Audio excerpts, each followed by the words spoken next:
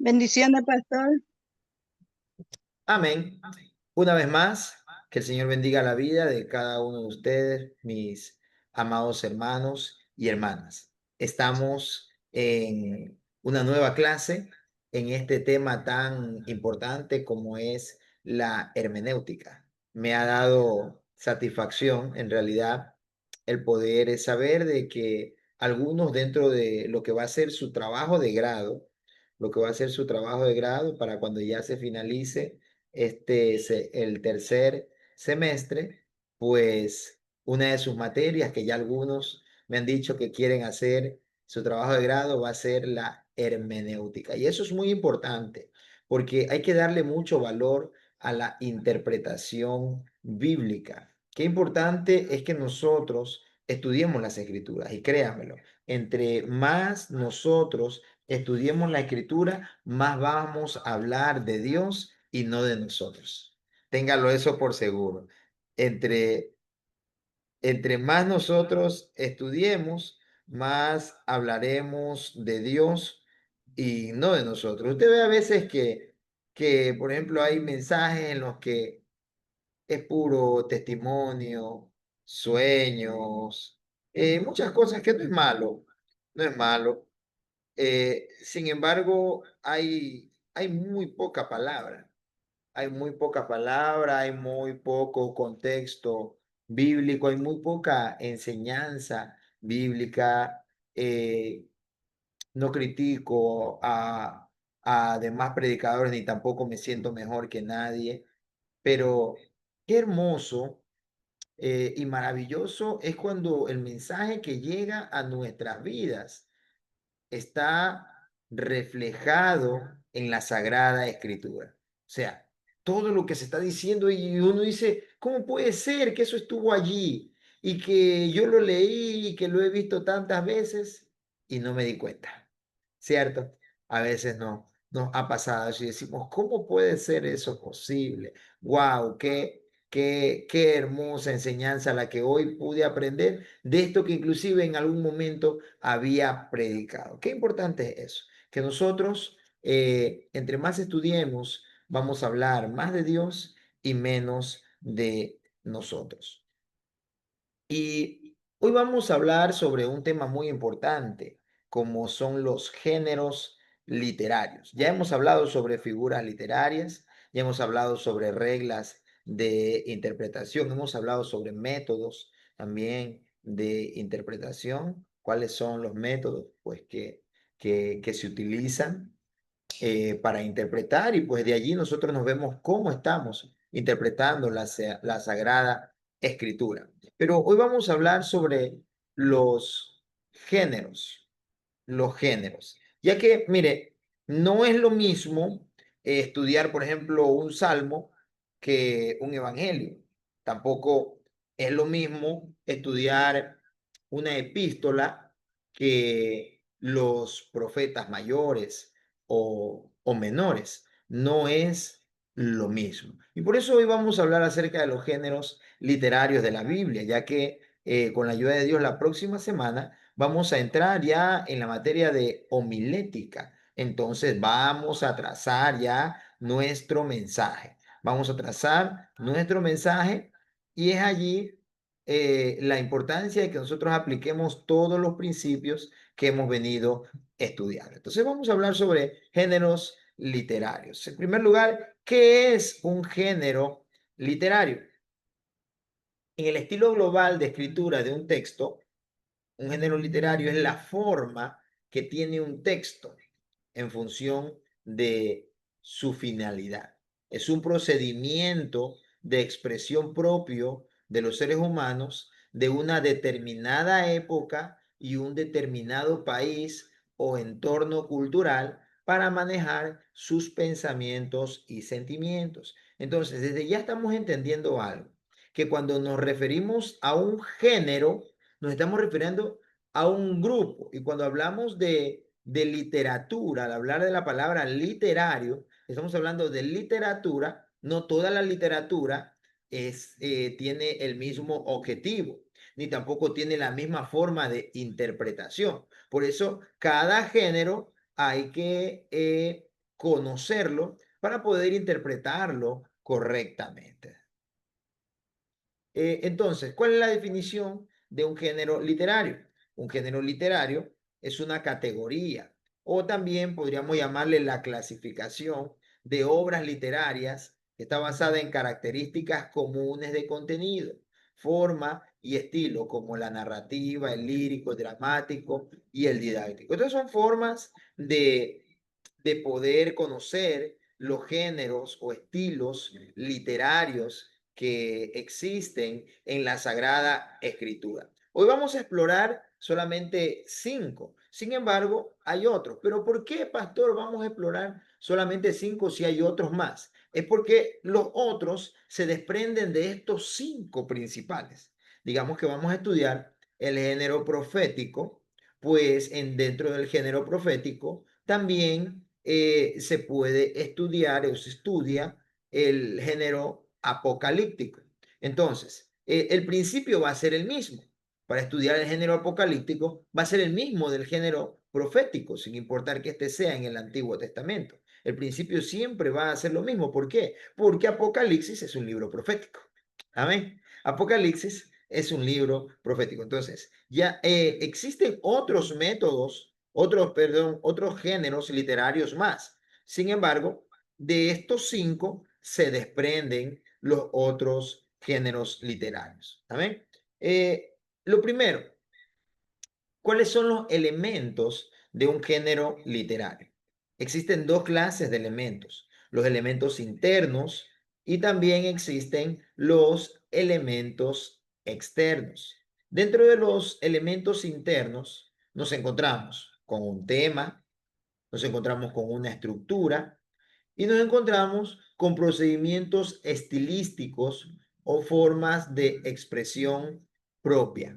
Entonces, al referirnos nosotros a lo que compone un género literario, lo primero que tenemos nosotros que analizar es cuál es el tema.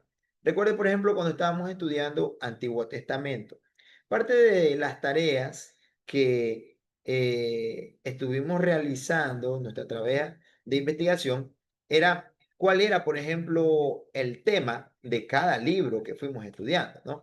¿Cuál era el tema de cada libro? Porque cada libro tiene un tema, cada libro tiene un objetivo, cada libro tiene una forma de expresión, cada libro está dirigido inclusive a un público en específico. Ahora, hay muchos libros que entran dentro de un género literario. Y es lo que vamos a ver, por ejemplo, el día de hoy, los tipos de géneros literarios. Entonces, dentro de los elementos de un género literario, vamos a encontrar el tema, vamos a encontrar su estructura. Su estructura, cuando nos referimos a su estructura, nos vamos a identificar con de qué está formado este libro. En otras palabras, cuál es la esencia de este género, ¿no? Por eso la Biblia tenemos que tomarla como lo que es, un libro maravilloso, inspirado por Dios, pero que no está enfocado en un solo tema, que tiene muchísimos temas en realidad eh, a- eh, en común. Hay muchísimas cosas que en la Sagrada Escritura nosotros vamos a encontrar, ¿no? Otro elemento interno son sus procedimientos estilísticos o formas de expresión propia. Cada género literario de la escritura tiene una forma de expresión. Hay profetas a los que usted no va a encontrar refiriéndose o hablando como lo que está escrito en el libro de los Salmos. El libro de los Salmos tiene un género poético y usted va a encontrar, en cambio, en los libros proféticos, una forma de expresión diferente. ¿Por qué? Porque no contienen los mismos elementos. También existen los elementos externos. Cuando hablamos de elementos externos, para identificar los géneros literarios, tenemos que ver el ambiente en el que surgió. Qué importante es que nosotros tengamos muy claro ya a estas alturas lo que es un contexto, ¿no? Lo que es un contexto y en realidad espero que en estos días en que han estado sirviendo al Señor, trabajando para la obra de Dios, estudiando la palabra o enseñándola, hayan indagado en esta parte tan importante como es el contexto de lo que van a hablar. Cuando usted empieza a hablar bajo el contexto de la escritura, le aseguro algo, sus palabras van a tener mayor veracidad. ¿Por qué? Porque la gente, al escucharlo a usted, va a decir, es verdad lo que está diciendo. No, no había visto ese punto de vista. Si usted no habla desde un contexto literario, desde un contexto, perdón, histórico de la Sagrada Escritura, usted puede hablar fábulas, usted puede inventarse cualquier cosa de la escritura, usted puede darle su propia interpretación. Y como se lo dije hace un momento, entre nosotros más vamos estudiando la escritura, le aseguro algo, usted va a dejar de hablar más de sí mismo y va a hablar más de Dios.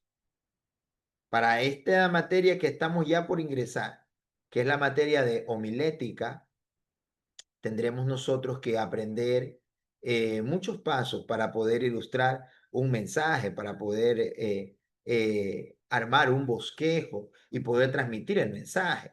Imagínense, cuando yo empecé a estudiar, nuestros desafíos eran de mensajes cortos que tenían que tener una estructura. No era sencillamente de un límite de tiempo, no, sino que tenga una estructura que cumpla con pasos como tema, como objetivo, introducción, puntos a tratar y tratarlos en cortos momentos. A veces los mensajes se nos hacen sumamente extensos. ¿Por qué? Porque nos dedicamos más a la experiencia personal, a los testimonios, que no es malo, no es malo. Pero cuando hablamos más de testimonios, eh, hablamos menos de la escritura. Entonces tenemos que escoger de qué queremos hablar más, qué queremos es lo que más aprenda la gente que va a escucharnos. Usted tendrá un tiempo para dar un mensaje de 40, de 30 minutos, de una hora, no sé de cuánto tiempo será el tiempo que usted tendrá para exponer un mensaje en la congregación, en una campaña, en algún lugar que usted vaya a exponer la palabra del Señor. Pero una de las cosas que usted tiene que definir es qué quiere que esa gente reciba, cuál es el objetivo que Dios ha puesto en su corazón, que lleve ese mensaje a esas personas. De allí la importancia de que nosotros estudiemos la escritura correctamente. Entonces, dentro de los elementos externos, estamos hablando sobre el contexto, el ambiente en el que éste surgió. Amén. El Sig ist Leben, que quiere decir la puesta en la vida o el contexto vital. Analizar lo que está alrededor es algo muy importante. Por ejemplo, hoy en día hay mucha inseguridad en nuestro país, en nuestra nación, ¿no? Y en todas las naciones del mundo.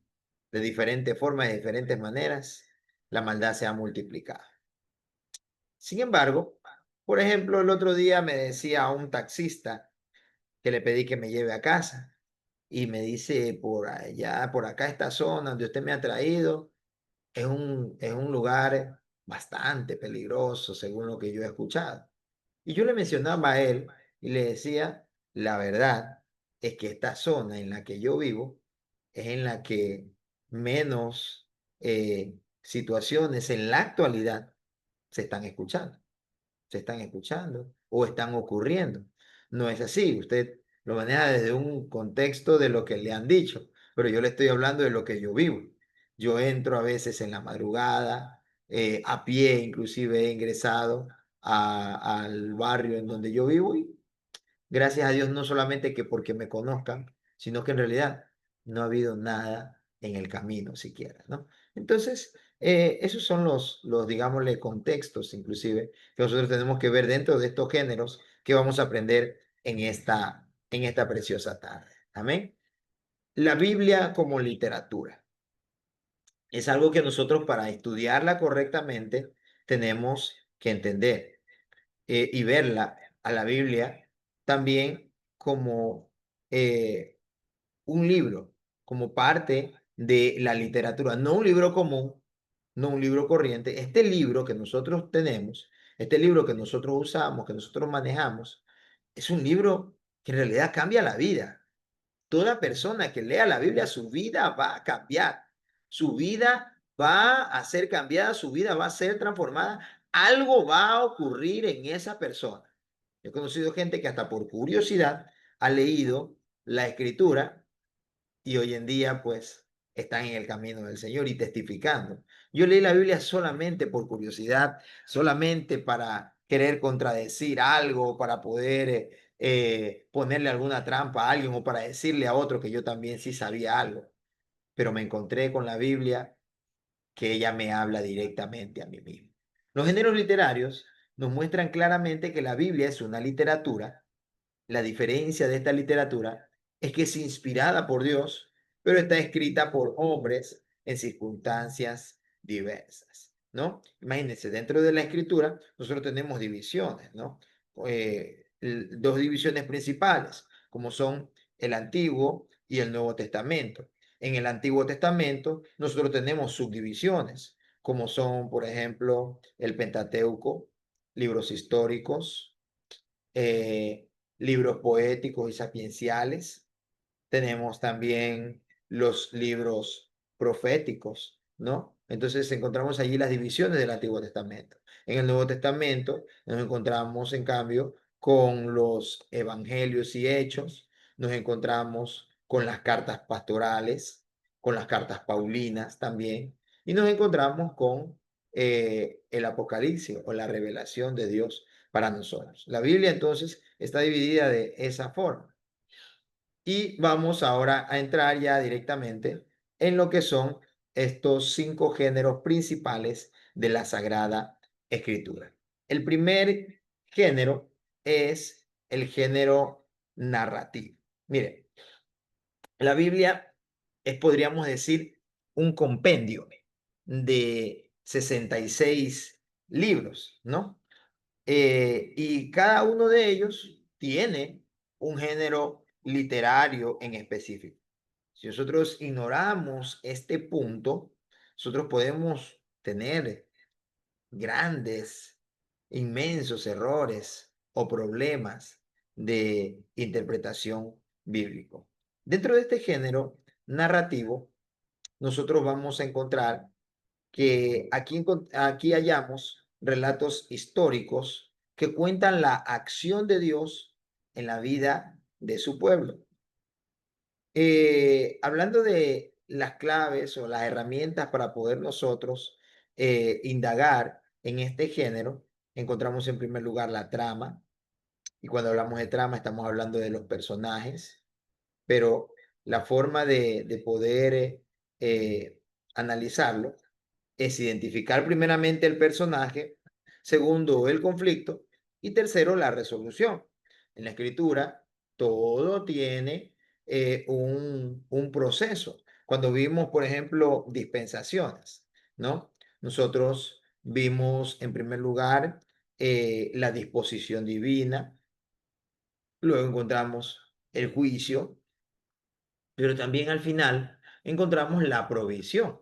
Y así entramos a otra dispensación, ¿no? Mire, las personas de este género, del género literario, algunas actuaron, convivieron o hablaron de una manera diferente. ¿Por qué? Por las reglas sociales, asimismo las reglas culturales que existían en ese tiempo.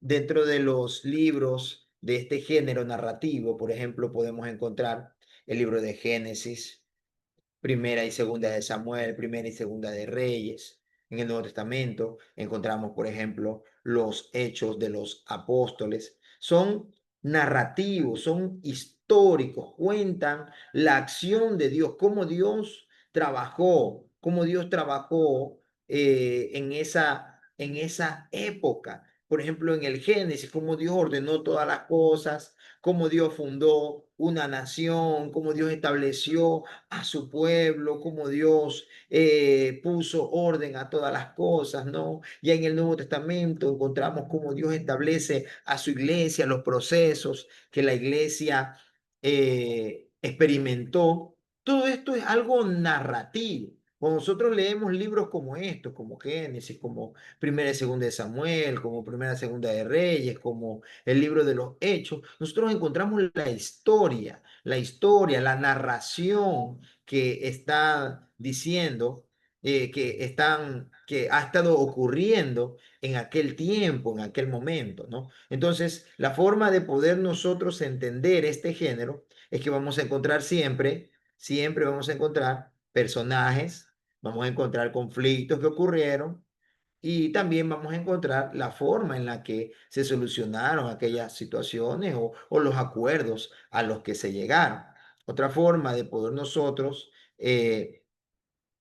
utilizar e interpretar correctamente este género es justamente conociendo el contexto cultural e histórico, ¿no? Conociendo, por ejemplo, qué pasaba en Israel en la época de Elías, ¿no?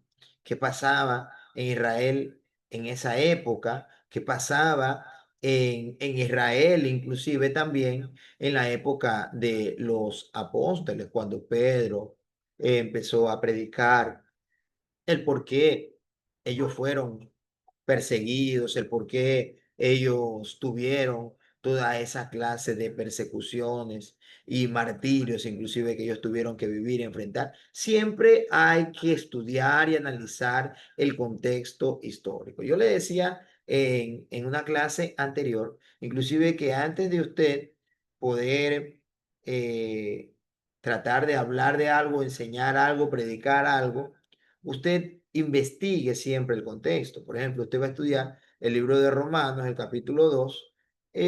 No es complicado.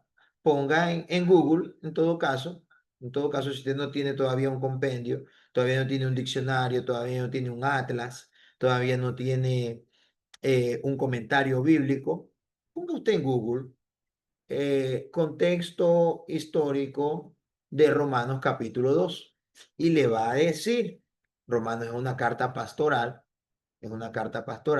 porque trata de justamente de guiar a la iglesia hacia Cristo, ¿no? Otra cosa es que dentro de este género narrativo no todo es literal. Siempre en en este género, vamos a encontrar parábolas que usan narrativa con fines teológicos. O sea, el fin de cada ejemplo que hay allí de alguna parábola, de alguna figura literaria que se utilice, es con un fin teológico. O sea, mostrar a Dios, mostrar a Dios. Y allí están los libros como Génesis, Éxodo, Evangelios, Hechos. Son libros que pues contienen mucha narrativa e historia acerca de lo ocurrido y de cómo Dios estuvo trabajando en aquella época. Amén. El arco narrativo. Entonces, ¿cómo nosotros utilizamos y desmenuzamos este género? Identifica en cada relato, por ejemplo, quién es el personaje principal o digamos el héroe de eso, quién ayudó a salir. Por ejemplo, usted encuentra en los libros históricos, va a encontrar a Gedeón, va a encontrar a Barak, va a encontrar a Débora, va a encontrar a Jefté, va a encontrar a muchas personas, ¿no? Entonces, siempre identifique el personaje para que usted pueda entender que usted va a encontrar personajes de los cuales se habla allí, que alguien estuvo haciendo algo, entonces, ¿qué género va a ser ese? El que usted está leyendo, un género narrativo. Es el género con el que usted se está encontrando. Entonces, usted va a encontrar primero quién es el personaje, quién es el héroe, pero también va a encontrar quiénes son los antagonistas, quiénes son parte de la oposición, ¿no? Tiene que observar que siempre va a haber un problema, un conflicto. A veces puede ser físico, a veces puede ser espiritual. Uno de los problemas que ocurría en Israel en los días de Elías es cómo la gente se había apartado, se había alejado del Señor. Y por esa razón es que estaban ocurriendo todas estas situaciones. Tan lejos estaban de Dios que imagínense la clase de rey que tenía, uno de los peores reyes que tuvo Israel, porque es la realidad. Entre más el corazón del hombre esté alejado de Dios, también sus gobernantes van a hacer lo mismo. Es lo que está ocurriendo en la actualidad en el mundo entero. Como la gente está tan afanada en lo material, está tan afanada en lo personal, se ha desenfocado de Dios. Y por eso es que los gobiernos son lo que son. Porque todo tiene un trasfondo espiritual, en primer lugar, ¿no? Y vemos también dentro de este género narrativo la resolución. ¿Cómo va a intervenir Dios en aquel tiempo? Vamos a encontrar dentro de este género narrativo, por ejemplo, en estas historias que nosotros vamos a leer en la Escritura, vamos a encontrar cómo Dios les dijo cómo pelear. Por ejemplo, a Gedeón le dijo, pelea con 300. ¿Cierto? Vemos que luego contra los amonitas, eh, ellos escucharon como que venían caballos de guerra, venía multitud, y ellos se confundieron tanto, se turbaron tanto, que se mataron a sí mismos. Se mataron, ya hasta el que estaba enfrente lo veían como un enemigo. Los turbó tanto Dios. Israel no tuvo que pelear esa guerra. Dios los turbó y ellos se mataron a sí mismos. Y luego vinieron estos leprosos y encontraron la ciudad vacía. Los que quedaron vivos salieron huyendo. Encontraron esta ciudad vacía y pues fueron a anunciar lo que estaba ocurriendo allí y pues que ahora había venido prácticamente un tiempo de provisión. Por ejemplo, en Primera de Reyes, Elías y los profetas. ¿Cuál es el conflicto? Es la idolatría. ¿Y cuál es la resolución? El fuego de Jehová. ¿Cómo se acabó con la idolatría en ese momento? Solo en ese momento, porque no se acabó del todo, ¿no? No se acabó del todo. ¿Cómo se acabó? Cuando Dios se reveló.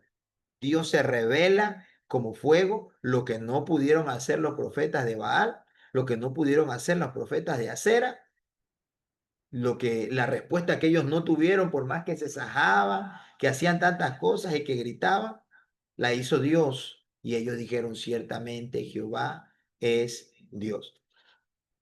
Algo más que tenemos que hacer dentro de este género, cuando lo estamos estudiando, o usted está estudiando un libro histórico, es preguntarse qué revela este pasaje sobre el carácter de Dios. ¿Qué es lo que revela? Imagínense, Dios en ese momento, por ejemplo, en el libro de Primera de Reyes, capítulo 18, no intervino, sino hasta que el pueblo restauró el altar y que luego Elías empezó a clamar. El pueblo hizo algo, dio agua para poder derramar sobre el altar, aunque no había agua en Israel. El que dio esa agua, pues tuvo mucha fe, porque podía quedarse sin nada, pero creyó. Entonces eso hizo que Dios responda, porque cuando Dios ve que un corazón se vuelve a Él, entonces Dios dice, tengo que obrar, tengo que actuar, tengo que hacer algo en este momento. Entonces, ¿qué nos revela este pasaje sobre el carácter de Dios? Una de las cosas que nos revela es que Dios obra de una forma en la que cuando ve que los corazones se acercan a Él, pues Él también obra. Ahora, ¿cómo se aplica este principio hoy, aunque el contexto sea diferente? Hoy en día no tenemos profetas de Baal ni hay profetas de Acera. Idolatría existe. Idolatría existe. Pero aquí hay un principio. El principio es el de creer que Dios es Dios sobre todas las cosas y que fuera de Él nada es posible. Los ídolos no tienen poder. La gente hace sus altares, cree hoy en día en la Santa Muerte. El otro día alguien me decía, no, es que lo de la Santa Muerte es algo real, pero solamente te pasa algo malo cuando tú no le cumples una promesa a la Santa Muerte. Entonces yo le digo, entonces no te ofreció protección nunca. Conversaba con esta persona porque le escuché que tenía ahí un video en TikTok de una oración por la vida a la Santa Muerte. Yo le digo, ¿cómo le puedes pedir a la muerte que te dé vida? Y él trató de explicarme esto y luego yo empecé a hablarle acerca de Dios y me dijo, es verdad, la verdad que a mí me enseñaron esto, a mí me dijeron que esto era así, y no es ni siquiera una persona que era un maleante que está metido en el tráfico, en qué sé yo, en cualquiera de estas cosas que están enredadas las personas hoy en día, ¿no? Sino que sencillamente se lo enseñaron así y él pues creyó que era lo correcto seguir ahora a la Santa Muerte porque está de moda. Entonces, este principio, aunque el contexto es diferente, es el mismo que se atribuye hoy. A ver, pídele a la Santa Muerte que te haga algo y pidámosle a Dios también. A ver quién lo va a hacer. A ver quién lo va a hacer. A ver, pídele a tus ídolos que obren por esta situación y luego pidámosle a Dios entonces. A ver si en realidad quién es el que responde. A ver quién es que se manifiesta. A ver, pídele a tus ídolos que te hagan sentirlo, que te hagan sentir su presencia. Pídele a Dios que te deje sentirle y vas a ver. ¿Cierto? Son los principios, ¿no? Entonces, esto es lo que encontramos nosotros dentro de este género narrativo, porque ahora que vamos a aprender a cómo trazar un mensaje, a cómo hacer un bosquejo, tenemos que utilizar esto. Primero, siempre, lo primero de lo que siempre tenemos que hablar es sobre el contexto, sobre la historia tal y como está, para luego poder dar una interpretación. Porque si entramos de una vez con la alegoría, vamos a hacer una película de ciencia ficción nada más. Eso es lo que vamos a hacer. Una película de ciencia ficción que no tiene una estructura bíblica, pero nuestra base, nuestra estructura es y debe de ser siempre la Sagrada Escritura. Tenemos otro género, como es el género poético. ¿Qué es el género poético?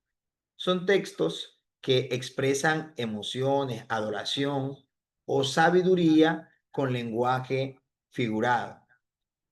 Eh, y mire, aquí entran las clases que vimos anteriormente, ¿no? Sobre los paralelismos, que son repeticiones a veces de algo con otras palabras o un contraste, ¿no? Entre lo bueno, entre el bueno y el malo.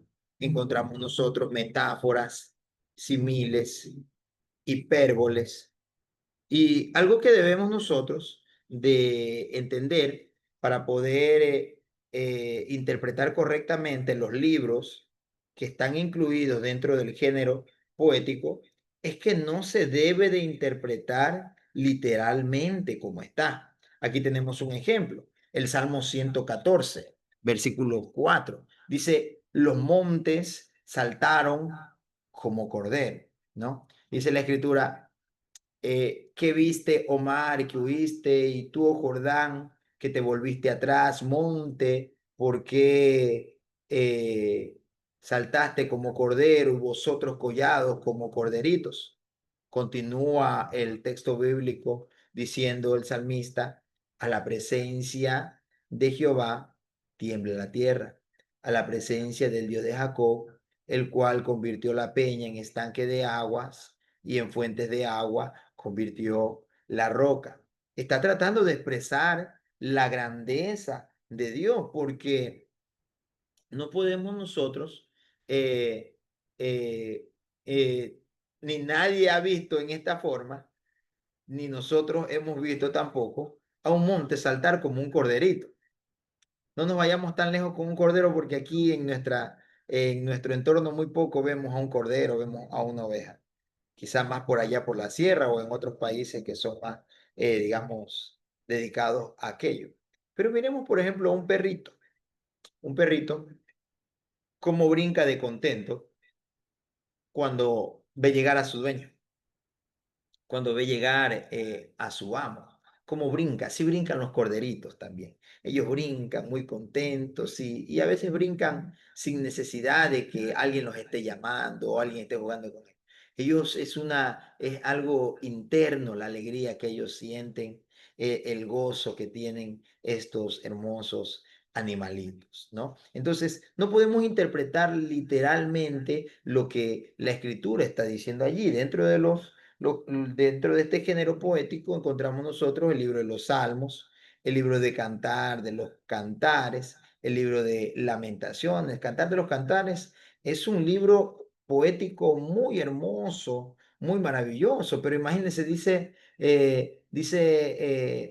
allí Salomón, refiriéndose a la tsunamita, dice, tus pechos son como palmeras, dice, ¿no? Qué alto que es una palmera, ¿no? Pero ¿a qué se está refiriendo? Se está refiriendo a cuánto quisiera estar en su regazo, cuánto quisiera estar allí con ella. Hay un lenguaje poético, un lenguaje asimismo figurado allí, pero que trata de hablar de esa relación de amor. En este género poético, nosotros tenemos que siempre buscar los paralelismos que hay. Por ejemplo, Salmo 24, versículo 1 dice, de Jehová es la tierra y todo lo que hay en ella. Eh, y el Salmo 1:6 dice que Jehová guía al justo, mas el camino de los malos perece. En el Salmo 24:1 nosotros encontramos ese paralelismo de que prácticamente lo que dice la primera parte es repetido en la segunda, solamente que de una forma diferente. Pero en el Salmo 1:6 encontramos un contraste. Jehová guía al justo, pero el camino del malo perece. O sea, hay una resolución sobre el justo favorable y una resolución que en cambio es negativa para el malo, para el injusto. Nosotros tenemos que tener cuidado con algo, y es que no podemos forzar la escritura a la literalidad. Por ejemplo, el Salmo 91, verso 4, dice, sus plumas te cubrirán. ¿Esto qué es? Esto es una metáfora, ¿no? Esto es una metáfora cuyo objetivo es hablar acerca del cuidado, ¿no? No está hablando sobre ángeles, sobre pájaros, porque inmediatamente al ver este Salmo 91 que dice que el que abriga la habita al abrigo del Altísimo morará bajo la sombra del Omnipotente, y diré yo a Jehová, esperanza mía, roca mía, castillo mío, mi Dios, en quien confiaré, ¿no? Y continúa avanzando hasta que dice, con sus plumas te cubrirán y debajo de sus alas estarás seguro. Podríamos interpretar literalmente que Dios tiene plumas, que Dios tiene alas, que Dios es como un águila, como un halcón, como un ave. Pero no es así. Son metáforas que nosotros encontramos. ¿Por qué? Porque nosotros estamos estudiando acá un lenguaje, un género, perdón, narrativo. Y en este género narrativo que encontramos en los salmos, que encontramos en cantares, que encontramos en lamentaciones, dentro de este género, de estos libros, hay una riqueza literaria, poética inmensa, la cual el objetivo es expresar la grandeza de Dios. Es expresar la grandeza, es cuando usted a veces dice, Señor, ya no tengo palabras para decirte. Entonces empiezo a decirte, tú eres más importante que el aire que respiro. O sea, que me falte el aire, pero que no me faltes tú. Pero estamos nosotros, y no sé si usted lo ha dicho así, yo a veces se lo he dicho, porque ¿de qué me sirve tener aire si no llego a tener a Dios? Si pierdo a Dios, ¿de qué me sirve estar vivo si pierdo la presencia de Dios? David dijo, prefiero estar un día en tu casa que 1000 años lejos de ella. Entonces, ¿a qué se refiere? Lógicamente no va a vivir 1000 años David, el hombre vive en la actualidad cuando mucho hasta 120 años. Pero no es a lo que se refiere, sino que se refiere a que si voy a tener 1000 días o 1000 años de vida, pudiera tenerlos yo, pero no voy a estar en tu presencia, no voy a estar contigo, prefiero tener un solo día de vida y que este día pueda yo estar en tu presencia, pueda disfrutar de tu presencia, pueda estar contigo, pueda sentirte. Es a lo que se está refiriendo David. Y este género poético es un género que se dedica a expresar, en primer lugar, la grandeza de Dios, de cómo los salmistas derramaban su alma, y allí derramaban sus emociones. Estos salmos expresan tristeza, expresan alegría, expresan todas sus emociones, tanto que expresa inclusive hasta la ira que muchas veces siente.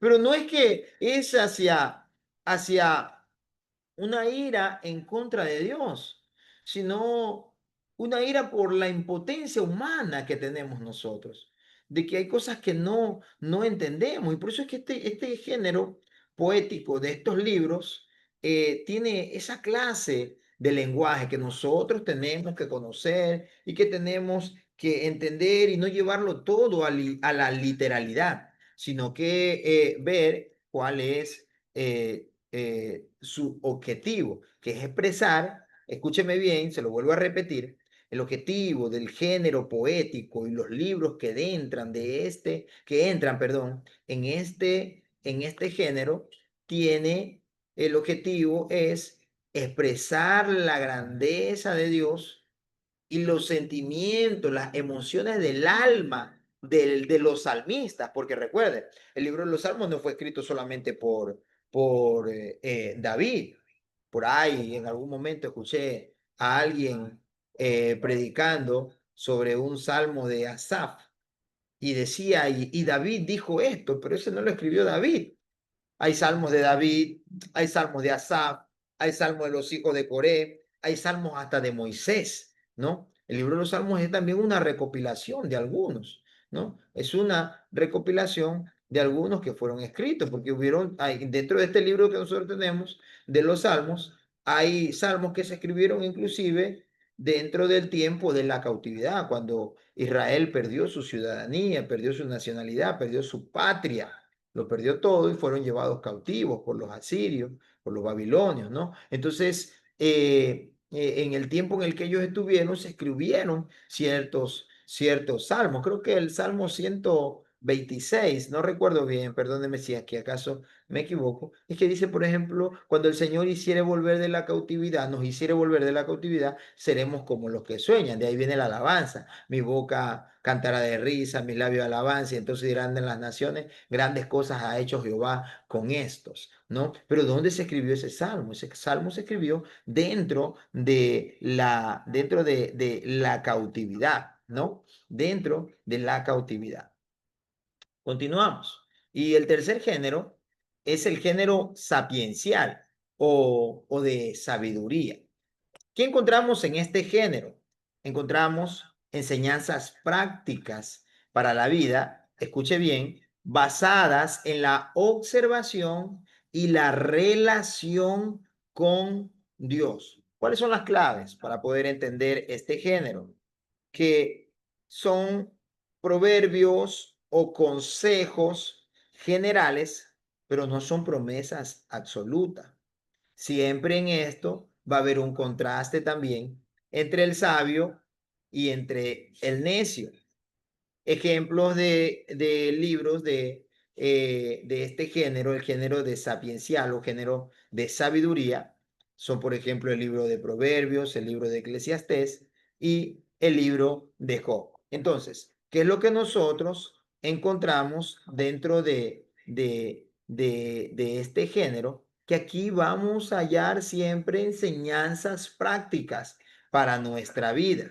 Vamos a encontrar enseñanzas que son prácticas de qué hacer. Por ejemplo, que habla acerca de instruir al niño y corregirlo con vara. ¿Por qué? Porque es la realidad, ¿no? Es la realidad. A veces eh, en nuestras casas, con nuestros hijos, quisiéramos nosotros solo aplicar la corrección mediante el habla, ¿cierto? Quisiéramos solo aplicar la corrección mediante deja eso, no hagas eso, y cosas así, o explicándole, mira, por esto te puede pasar esto, esto te va a ocurrir, y qué sé yo, y tratamos de hacerlo. Pero a veces, pero también a veces es necesario que nosotros corrijamos con vara, que hagamos de nuestra corrección algo más que palabra, también algo práctico.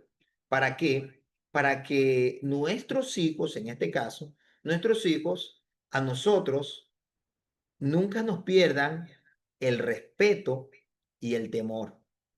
Eso es lo que se ha perdido hoy en día. Eh, libro de Nahum, sí, creo que es Nahum. El Señor dice, si yo soy padre, ¿dónde está mi honra? Y si soy Dios, ¿dónde está vuestro temor? Es una pregunta que el Señor hace. ¿Por qué? Porque aún para nosotros, los padres, así como nosotros debemos de honrar y de temer a nuestro Padre Celestial, que es Dios, así también nuestros hijos deben de aprender a honrarnos y también a respetarnos. Y en el respeto entra justamente lo que es temor. Temor no está referido implícitamente hacia el miedo, a que tu hijo te tenga miedo. Porque si tu hijo te tiene miedo, no va a hablar contigo. Si tu hijo te tiene miedo, no te va a expresar sus emociones. Tiene que tenerte temor y al hablar del temor, en lo que tiene que basarse es ese respeto. Yo no puedo hacer esto porque mi papá me dijo que no, porque mi mamá me dijo que no. Son consejos como estos los que nosotros encontramos en este género. Encontramos en este género sapiencial o de sabiduría consejos para la vida de cada uno de nosotros. Por ejemplo, consejos en contra del adulterio. Y dice que el que peca, el que adultera, su afrenta nunca será borrada. Por ejemplo, es lo que dice el proverbista Salomón. Esto no quiere decir que el pecado no va a ser perdonado, sino que va a haber una realidad. Al que cayó en adulterio o al que cae en adulterio, es algo que nunca lo va a olvidar. Nunca lo va a olvidar. Dios lo va a perdonar, sí. Dios lo va a restaurar, sí. Dios puede usarlo, sí. Dios puede levantarlo, sí. Exacto. Todo eso está bien, pero hay una realidad con la que tendrá que vivir toda su vida. Su afrenta nunca será borrada.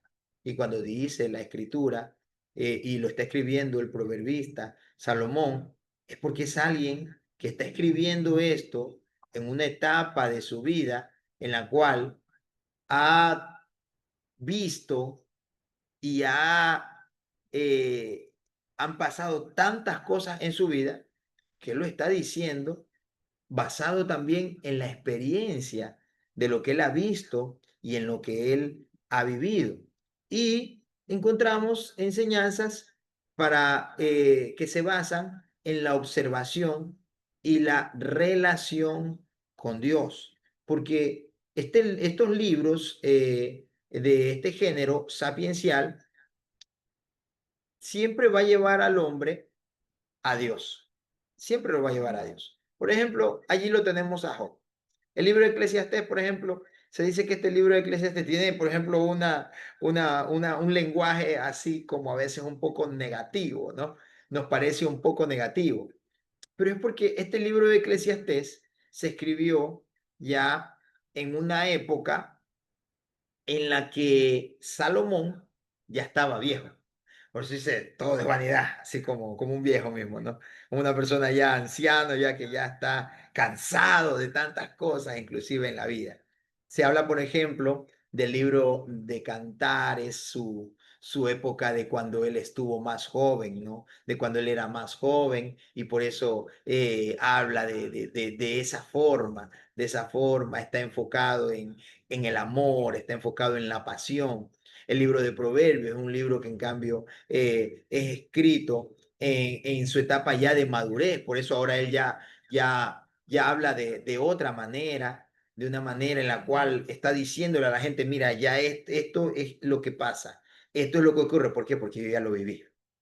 Y el libro de Eclesiastés se dice que ya se escribe ya en su época ya de más anciano, en donde ya él termina diciendo, todo es vanidad. Y el fin de todo discurso es este, teme a Jehová y apártate del mal. ¿Por qué? Porque se da cuenta él que no hay mayor principio que ese, que el de temer a Dios. Porque si usted y yo tenemos temor, tenemos respeto hacia Dios, nuestra relación con Dios no se va a fracturar. Salomón tuvo que experimentar lo que es que las mujeres que tuvo desvíen su corazón. A Salomón le tocó experimentar lo que es que, aunque fue el rey más sabio de la época, cometió grandes errores dentro de lo que fue el cómo guiaba a la nación de Israel y lo que iba a ocurrir ya cuando él ya partió, porque en Salomón lastimosamente volvió a ingresar la idolatría y luego pues por ende su hijo tampoco la sacó y vinieron graves problemas morales y espirituales para la nación. Entonces, Salomón habla de estas cosas porque hubieron cosas que ya no pudo resolver. Hay cosas que la experiencia y las cosas que conoces no las van a poder resolver y lo que te va a tocar es vivir con las consecuencias y enfrentando y viviendo con las consecuencias por errores que pudiste haber evitado. No te queda más que mantenerte en los principios que nunca debiste haberte apartado. Teme a Jehová y apártate del mal, ¿no? Este género sapiencial, herramientas que nosotros tenemos para poderlo interpretar, es que tenemos que entender algo. Aquí son principios generales. Estos no son promesas absolutas. Por ejemplo, Proverbios 22:6 dice, instruye al niño de pequeño para que de grande no se aparte, no se aleje del camino del Señor, ¿no? Mire, eso no garantiza que no se desvíe. Muchas personas a veces lo han tomado, lo han interpretado como una promesa, pero no es una promesa, es un principio de vida. Es lo que es este pasaje bíblico, es un principio, es un consejo que él está dando, ¿no?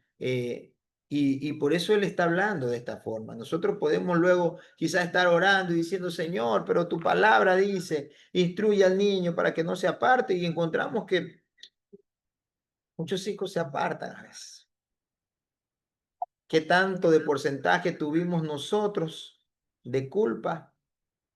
Dios lo sabe y nosotros mismos también, cada uno de nosotros. ¿Qué no hicimos bien? Dios lo sabe y nosotros, nadie más. Y quizás ni nosotros nos dimos cuenta en qué fallamos o qué quizás hicimos mal, ¿no? Pero nos encontramos en la vida que hay hijos criados y nacidos en el camino del Señor y pues lastimosamente, no todos permanecen en el camino. No todos han permanecido en el camino. Y no podemos decir, Señor, es que tu palabra dice la promesa que si yo lo instruyo, Él nunca se va a apartar. Ese es un consejo. Ese es un consejo. Y si no sigues ese consejo, imagínense si así hay padres que están viviendo la consecuencia de que sus hijos estén alejados de Dios. ¿Qué sería de nosotros si no seguimos ese consejo, si no estamos dándole ese ejemplo a las personas que no están a nuestro alrededor? Porque muchas personas nos van a decir, te felicito por tus hijos que están sirviéndole a Dios. Yo hubiera querido que mis hijos también. Yo he conversado con personas que me dicen, yo hubiera querido haber venido al Evangelio antes para que mis hijos hubieran crecido en el Evangelio y estén sirviendo como los tuyos. Cosas así. Me han dicho, por ejemplo, muchas personas, porque entienden ahora este principio de criarlos. Pero lastimosamente, no todos han corrido con el mismo destino, con la misma suerte, podríamos decirle así, de que sus hijos permanezcan. Sin embargo, ¿qué sería de los hijos si no fueran instruidos en el camino del Señor? Algo que sí tenemos claro es que la semilla que ya está en ellos, quizás se descuidaron del temor a Dios, de honrar a Dios, y se fue ese temor, se perdió ese principio, pero esa semilla que está en ellos tarde o temprano los va a traer aun cuando ellos estén en el suelo, estén pasando su momento más difícil, estén quizás haciendo cualquier cosa contraria a los principios que le han sido enseñados, esa semilla va a actuar en la vida de ellos y ellos van a saber a dónde tienen que ir en el momento en el que ya se decidan a cambiar. Y el enfocarse en el temor a Dios es otra herramienta para poder reconocer este género, el género sapiencial o de sabiduría. Entramos en otro género, como es el género profético, ¿no? El género profético. Mire, aquí dentro de este género profético nos vamos a encontrar con dos tipos de profetas. Nos encontramos con los profetas literarios y con los profetas no literarios. ¿Cómo los diferenciamos? Por ejemplo, nosotros tenemos el libro de Isaías. Dice el libro de Isaías, dice el libro de Jeremías, dice el libro de Ezequiel, el libro de Daniel, el libro eh, de, de Oseas, de Amós, Abdías, de Jonás, de Miqueas, de Nahum, de Habacuc, de Sofonías, de el libro de Ageo, el libro de Malaquías, ¿no? Dice el nombre del profeta allí. Entonces, la diferencia entre los profetas literarios y los no literarios está en que, por ejemplo, en el libro de Primera de Samuel, nosotros nos encontramos con un profeta Samuel, nos encontramos con un profeta Natán. Más adelante nos encontramos con un profeta Elías, nos encontramos con un profeta Eliseo. Estos libros nos describen los hechos que ellos hicieron y ciertas profecías que dieron en su tiempo, pero no tenemos el libro específico de ellos dedicado a todos y cada uno de ellos. Dieron muchas más profecías, hablaron muchas cosas más, pero no quedaron registradas como las que sí tenemos nosotros exactamente como son las de los profetas antes mencionados y que conocemos nosotros como profetas mayores y también como profetas menores. Y cuando hablamos de profetas mayores y menores, cabe recalcar lo que ya sabemos, que no estamos hablando de que el profeta más grande o el más usado, no es a eso a lo que se refiere la escritura, sino que se está refiriendo la Sagrada Escritura a los profetas que tuvieron más contenido, ¿no? Porque inclusive los profetas no están escribiendo de acuerdo al tiempo, no están, perdón, establecidos en nuestra escritura de acuerdo al tiempo en el que ellos fueron apareciendo, porque hubieron profetas que estuvieron profetizando al mismo tiempo. Jeremías y Ezequiel estuvieron profetizando prácticamente al mismo tiempo. Hablando de Jonás, Jonás fue escrito antes que Daniel, ¿no? Pero se encuentran, y es allí la importancia que nosotros estudiemos, ¿no? Es allí la importancia de que nosotros estudiemos y averigüemos el contexto, inclusive bíblico, cultural e histórico de cada uno de los profetas. ¿Qué nos encontramos en este género profético entonces? Nos encontramos los mensajes de Dios transmitidos por profetas con advertencias, juicios y esperanza. Esto es algo importante dentro de este género profético que nosotros siempre vamos a encontrar. Siempre vamos a encontrar en primer lugar la advertencia. Como no se obedeció, vamos a encontrar el juicio, pero aún en medio del juicio vamos a encontrar la esperanza. Jeremías advirtió lo que venía sobre la nación. Él lo advirtió, pero el pueblo no se volvió a Dios. Vino el momento en el que fueron llevados cautivos, vino la cautividad y ellos fueron llevados a Babilonia. Y Jeremías continúa vivo. Es un profeta que está, eh, él es un profeta pre-exilio y exilio. Estuvo antes del exilio y estuvo durante un tiempo durante el exilio. Y él vio el juicio de Dios. Pero asimismo también dio una esperanza para el pueblo de Israel. Parte de esta esperanza es esa que quedó escrita en Jeremías 33:3. Clama a mí y yo te responderé y te enseñaré cosas ocultas que no has conocido. Siempre Dios, eh, aún cuando tiene que juzgarnos, aún cuando Dios tiene que castigar al hombre por su desobediencia, a pesar de todo eso, Dios también le da una esperanza de restauración. Y eso es lo que nosotros encontramos en los profetas. Primero las advertencias, nos toca ver los juicios y también nos encontramos con la esperanza que a pesar de que Dios permitió la cautividad, Dios permitió muchas cosas que ocurran en la vida de ellos, Dios también les da una esperanza. Por ejemplo, al pueblo de Israel le da una esperanza de la gloria postrera, de la gloria futura, del rey, de la esperanza de un Mesías, y lo hace mayormente por medio del profeta Isaías, dándole esa esperanza de que va a venir alguien que los va a libertar. Pero no sencillamente de un yugo de esclavitud, sino que va a libertar en realidad sus almas para que puedan acercarse verdaderamente a Dios y puedan disfrutar de las promesas que Él hizo a este pueblo por medio de Abraham, la promesa que le hizo Dios a Abraham, de que en sus simientes serán benditas todas las naciones de la tierra, porque ese era y es el objetivo primordial de Israel y es la promesa que tiene que cumplirse aún en el milenio. Cuando sea el milenio, este será un tiempo para que se cumplan las promesas que Dios hizo a Abraham. Ahí se cumple el pacto abrámico del cual ya hablamos anteriormente, ¿no? Claves para poder entender el género profético.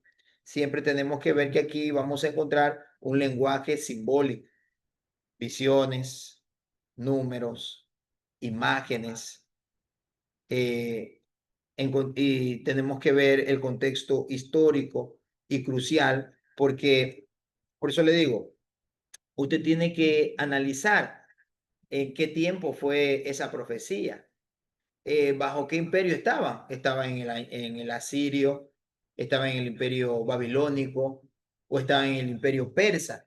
¿En qué tiempo fue en el que esos profetas empezaron a hablar? Porque ya, bueno, ya viene luego otro periodo, el periodo de silencio, en el que ya no hubo profetas hasta que ya aparece de nuevo el profeta Juan y ya nos encontramos ya con los romanos gobernando sobre la nación de Israel, ¿no? Entonces, hay que ver el contexto histórico, el crucial, en dónde estaban, en qué época de su vida estaban, bajo qué mando, cuál era la cultura de ese imperio que los estaba gobernando. Además de eso, tenemos que ver también que hay profecías que son de doble cumplimiento. Hay unas que son de corto plazo y otras que son de largo plazo, como las profecías mesiánicas. Lo repito, por ejemplo, lo de Jeremías. Esa fue una profecía de corto plazo. Dios les advirtió y ¡paus! Pasó poco tiempo y se cumplió. Se fueron cautivos. Por eso está el libro de Lamentaciones. Por eso está el libro de Lamentaciones. El lamento de los judíos en Babilonia. Ese lamento de que perdieron todo, perdieron su casa, perdieron su tierra, perdieron su templo, lo perdieron absolutamente todo. Es una profecía de corto plazo, pero también hay profecías de largo plazo, como lo que les explicaba, la profecía en la cual se tiene que cumplir el pacto abrahámico, en la cual, y aún el pacto davídico, en la cual Dios dijo también a David que de su simiente sería el que se siente en el trono de Israel. Y por eso Jesucristo es, a través de la Escritura, ratificado una y otra vez como también el linaje de David, ¿no? Entonces ya esa es una profecía de largo plazo. Es una profecía de largo plazo. Profecía de largo plazo como la venida del Mesías, que apareció nuestro Señor Jesucristo en esta tierra. Eso es lo que nosotros encontramos en Isaías. Es lo que nosotros encontramos allí. En Isaías, de cómo él habló sobre cómo el Mesías iba inclusive a ser crucificado, y dice como cordero fue llevado al matadero, ¿no? Él llevó todas nuestras rebeliones y por su llaga nosotros hemos sido curados. Entonces son profecías mesiánicas y hay profecías de corto, como también hay profecías de largo plazo y profecías que todavía no han llegado al punto crucial de su cumplimiento, como las profecías del milenio. Pero todas estas profecías han venido por parte de Dios para su pueblo. Amén. Encontramos dentro de este género profético herramientas para poder distinguirlo. ¿Cuál es la fórmula profética? Digámoslo así, ¿no? La fórmula profética para poder analizar este género. Lo primero es la denuncia. Siempre, tu pecado es este, la idolatría. Dice el profeta Ezequiel que vio a hombres que entraban en cuevas, en donde estaban adorando a imágenes del cielo, a seres del cielo, animales, a cuadrúpedos y todas estas cosas. Siempre viene la denuncia y ahí viene y le dice todo lo que ellos estaban haciendo. ¿Cuál fue su pecado? Viene su advertencia, lo cual va a traer el juicio y luego la restauración, como es la esperanza mesiánica. Hay cosas que ustedes no podrán cambiar, pero ténganlo por seguro, que viene un tiempo, que viene un momento en el que al cumplirse este tiempo, pues va a ser de vuelta la esperanza de la gloria postrera de Israel. Encontramos, por ejemplo, en este género profético como ejemplo, Miqueas 6:8, que habla de misericordia, de justicia y de juicio, ¿no? Lo cual surge tras qué? Tras la opresión, ¿no? Entonces, nosotros debemos ver el patrón general que hay allí en estos libros para poder entender este género, como es el género profético. Y vamos con el último género, como es el género epistolar. En este género epistolar, nosotros vamos a encontrar las cartas escritas por apóstoles a iglesias o a individuos para enseñar, para corregir o también para animar. ¿Cuáles son las claves de este género? El contexto específico, por ejemplo, los problemas que hubieron en Corinto, su estructura, siempre van a tener la misma estructura.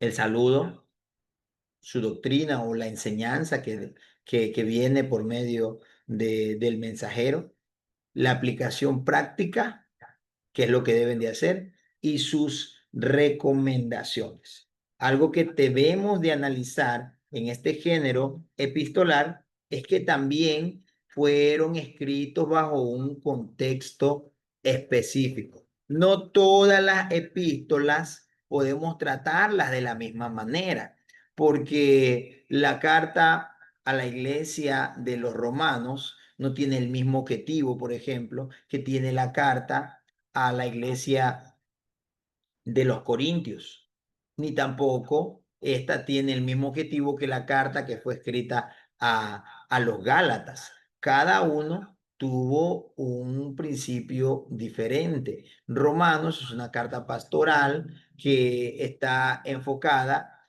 en mostrar a Cristo, en mostrar a Cristo. Es una carta a su vez también muy evangelística y doctrinal para que esta gente que había venido al camino del Señor, pues ellos puedan conocer a Dios. Por eso es que, imagínense, la ruta de los romanos, ¿no?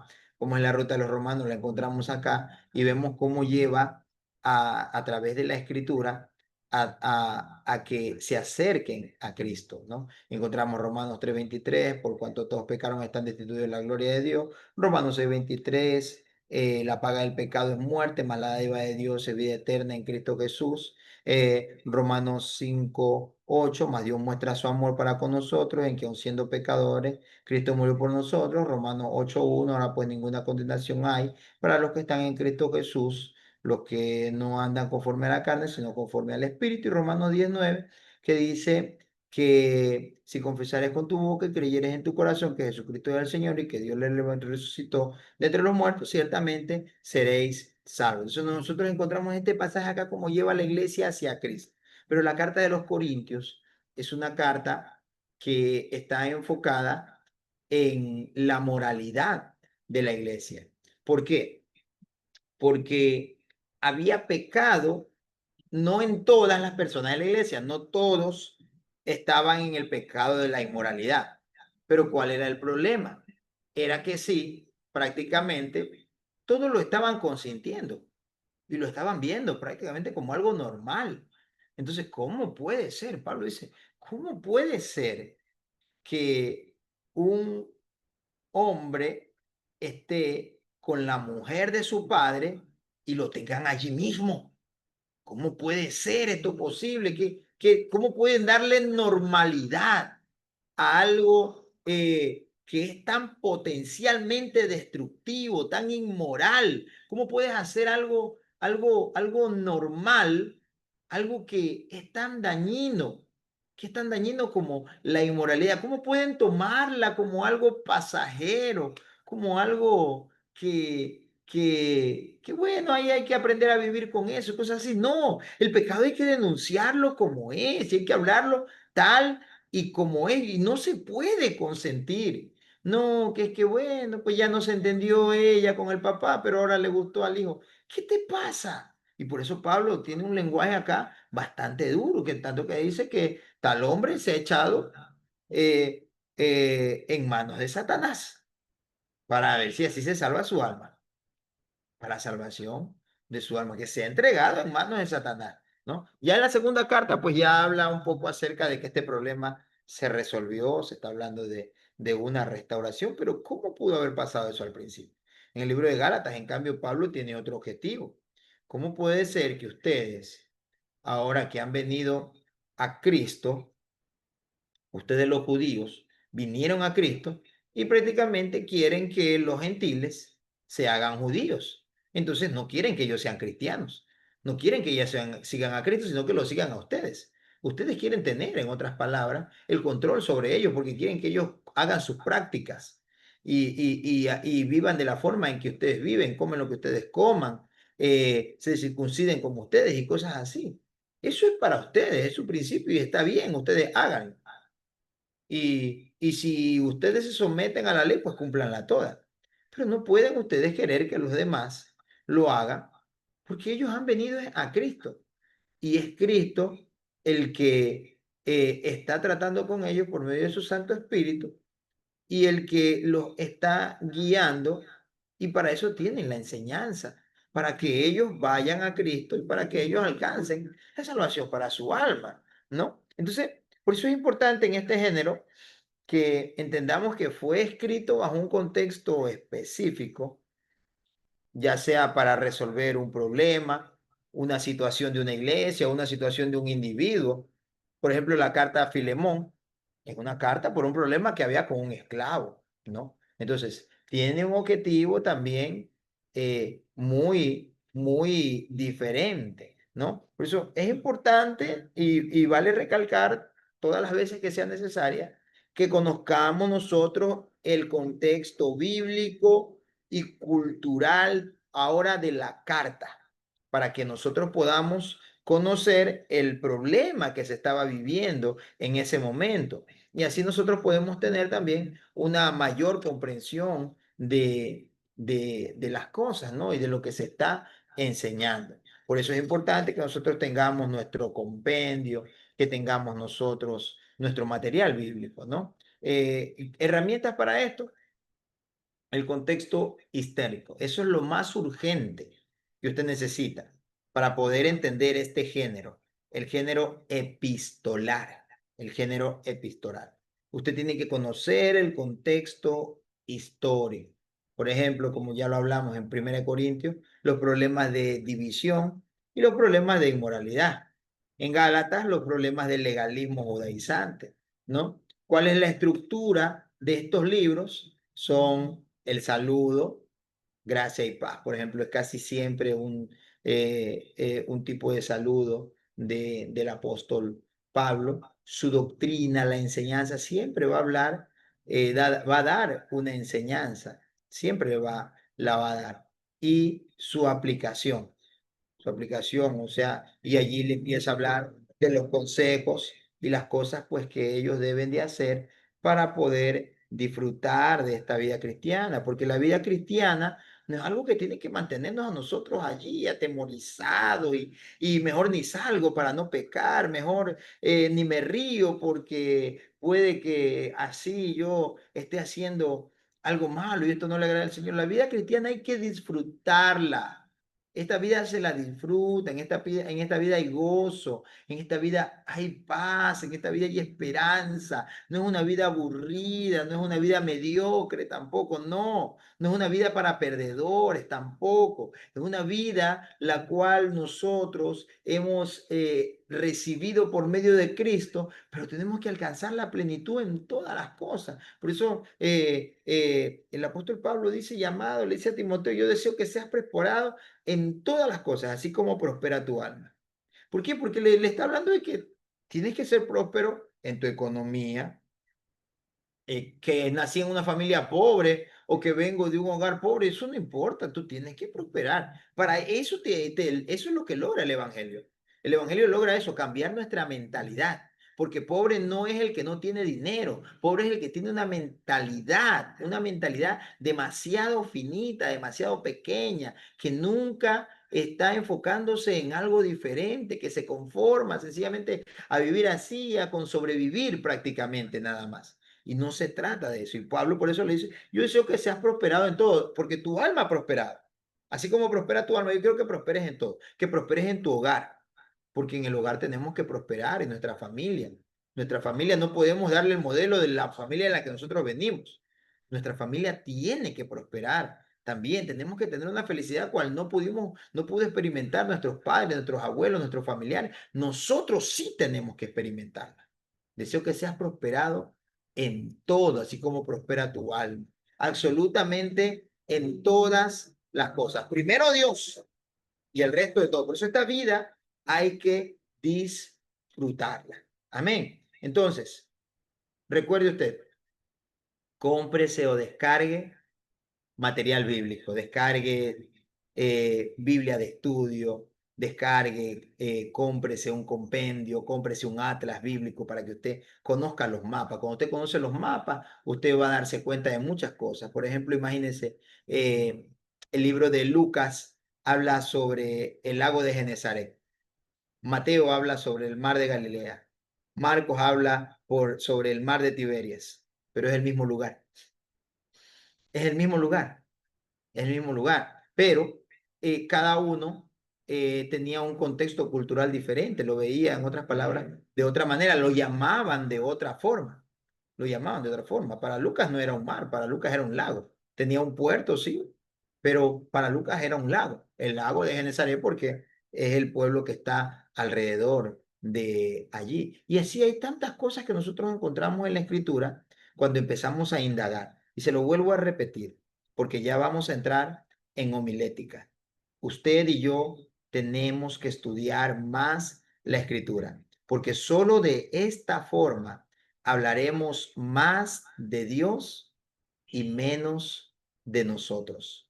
Solo de esta manera vamos a hablar más de Dios y menos de nosotros. Nuestros mensajes no van a estar enriquecidos en nuestras experiencias y nuestros testimonios, que no son malos, hay lugar. Pero cuando el mensaje está dedicado solamente a eso, olvídese, usted predicó cuento y fantasía nada más. Cuento y fantasía y la gente no fue con palabras. La gente pudo haberse divertido, la gente pudo haberse reído, pero es la palabra la que cambia, la que transforma, la que restaura y la que liberta. Por eso nosotros tenemos que estudiar más la Sagrada Escritura. Y recuerden, usted tiene que leerse toda la Biblia, absolutamente toda la Biblia. Léala de la manera como está escrita, desde Génesis hasta Apocalipsis. Propóngaselo, porque no puede ser que usted de aquí a un tiempo va a tener allí un título colgado que diga allí bachiller en teología y venga alguien y le pregunta, ¿cuántas veces te has leído la Biblia? Y usted diga ni una. Qué respuesta más dolorosa. Yo se lo voy a preguntar. Yo se lo voy a preguntar. Y usted tiene que decirme aunque sea, ya me la leí una vez y voy por la segunda. Amén. ¿Alguien tiene alguna pregunta?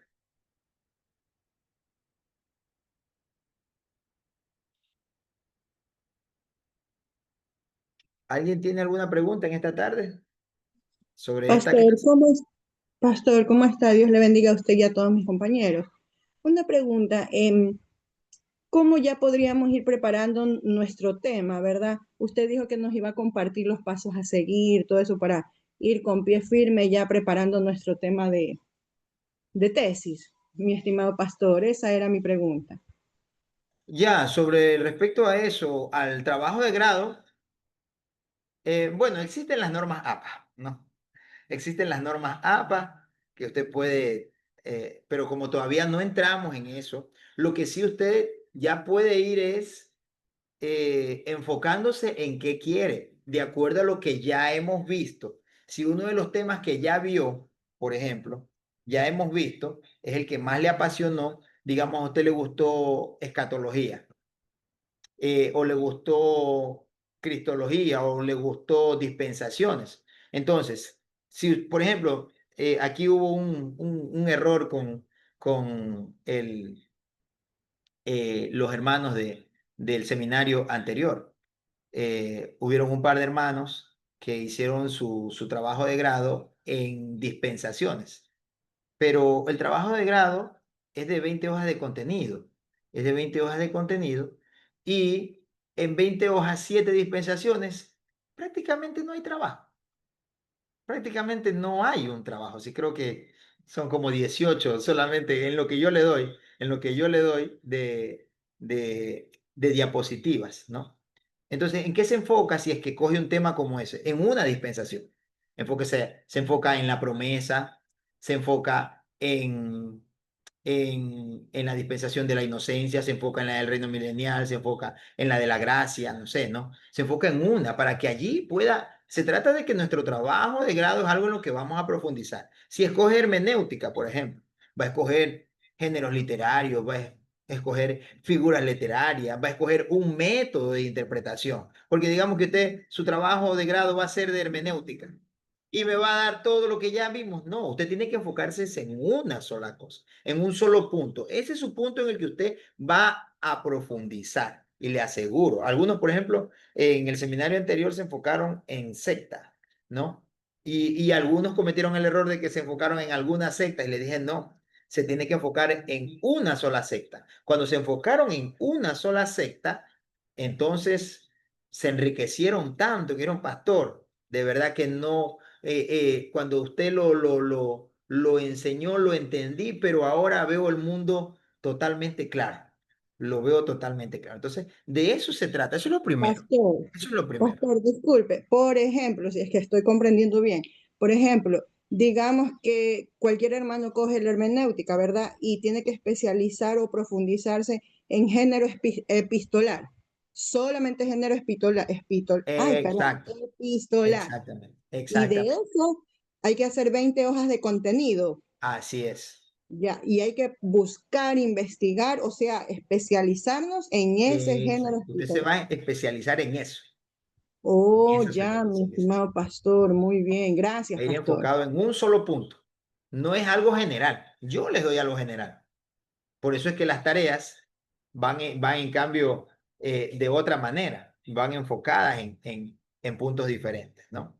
Esa es la diferencia, aún en su trabajo de grado. Uno de estos días les voy a mandar una foto yo tengo los trabajos de grado de todos, yo los tengo, porque son dos copias, la una la que O presenta sea, en el momento de la graduación y la otra que me quedo yo, que se queda con el seminario, y a mí me dieron todas las monografías, las tengo yo, eso es un tesoro que tengo yo ahí. A amén, sí. veces yo los uso Pastor, para recordar algo de alguna materia o profundizar inclusive en algo porque sé lo que profundizaron. ¿Algo más me iba a decir? sí, amén, que si nos pudiera compartir para por lo menos tener un ejemplo, qué sé yo, para basarnos Claro. en un Bueno, dentro ejemplo, de las ¿no? normas APAS, haciéndole algo breve, Ya, está en primer lugar su portada. La portada portada. que tiene que ir, la portada en donde tienen que ir sus nombres, el tema que va a poner, el logo del seminario y una portada bonita que se haga, ¿no? De allí continúa el agradecimiento, ¿no? El agradecimiento, agradezco a Dios, agradezco a mi familia que me apoyó, agradezco a los maestros que nos enseñaron, agradezco, ¿no es cierto? Ya, a los que también estuvieron detrás, tras telón, enseñándome cosas que no entendí en la clase, cosas así, ¿no? Agradecimiento. Luego sigue el prólogo. El prólogo es algo muy importante porque en el prólogo es donde se revela el objetivo de su trabajo de grado. Ahí es donde usted dice el enfoque. Me voy a enfocar en los géneros literarios. ¿Por qué? Porque me llamó la atención el género epistolar. Entonces, allí, ¿no es cierto? Usted va explicando qué es lo que le llamó la atención, qué es lo que le llamó la atención y por qué usted se va a enfocar en ese tema. De allí ya viene la introducción. En este tiempo, por ejemplo, nos encontramos con graves problemas hermenéuticos dentro de los mensajes que estamos escuchando, por la falta de interés por la Sagrada Escritura, por no conocer la importancia del contexto, ¿no es cierto? Ya creo que ya le estoy dando yo La mucho. introducción es generalizada, ¿verdad? La introducción es Sí. De ahí ya viene la generalizada. introducción. Y de ahí sí ya viene el desarrollo, y ahí sí ya usted ya saca por puntos del género literario, digámoslo así, qué es lo que quiere usted más ver. Y allí, por ejemplo, si va a coger las epístolas, usted va a hacer la diferencia entre epístolas, las cartas o epístolas pastorales y las epístolas eh, doctrinales, ¿no? Entonces usted va a hacer el enfoque hacia esa parte, ¿no? Si estamos claros hasta ahí, ¿no? Y al Pastor, y final, pues, eso lo hacemos lógicamente en la conclusión. físico, pastor, Y y eso lo la hacemos en físico bibliografía, la cual y en indica qué recursos usted utilizó. ¿Qué recursos utilizó? A ver, yo investigué en bibliatodo.com, yo utilicé en tal link de tal página, tal Biblia de estudio, tal comentario bíblico y cosas así. La bibliografía que va al final. Algo me estaba diciendo, quizás. sí, mi estimado pastor, ay, se me va, perdón, se me va porque estaba cogiendo apuntes. Ah, ya, eso lo hacemos en físico y también lo hacemos en PDF o ¿cómo Ese es en sería ya ese? PDF. Ese Ah, es en ya PDF. entendí. Porque, bueno, todavía tenemos bastante tiempo, sino que ya les De digo, las por dos si es formas que ya como les usted gustó algún hace, tema de los que hemos de visto. las formas, ya, de las formas como usted hace el PDF y el otro en archivo, solamente PDF. Este tiene que ser en PDF porque cuando ya lo terminen me lo tienen que enviar. Yo lo reviso y allí le mando las correcciones y de allí, una vez corregido, me lo vuelve a enviar. Yo se lo voy a volver a enviar porque le voy a seguir corrigiendo. Amén, Algunos le estimado corregí pastor. 5 veces. Amén, no, ¿No? está muy bien, sí. Ya, y ya una vez que ya esté ya terminado, entonces ahí sí yo le digo, ahora sí, este es el con el que se va a quedar, ese lo imprime. El día de la graduación hay que llevar dos, el uno que es para el seminario, el otro que va a ser firmado y devuelto a ustedes. Eso es. Ok, pastor, muchísimas gracias. O sea que tenemos un tiempo de cuánto para ya organizar y Es como un estar año. desarrollando un año. Va a ser